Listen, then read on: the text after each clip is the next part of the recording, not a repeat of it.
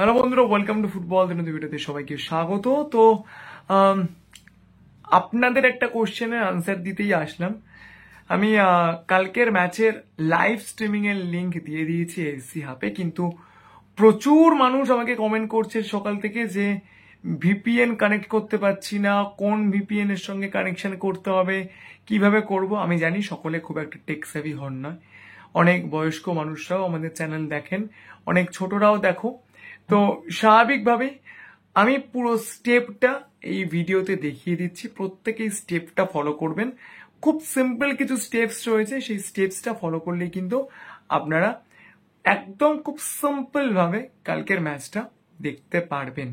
তো thank you so much to all of you. যদি ভিডিওটা মনে হয় যে কোনো কাজে লাগলো তাহলে অবশ্যই চ্যানেলটাকে সাবস্ক্রাইব করে একটু পাশে থাকবেন। Thank you so much.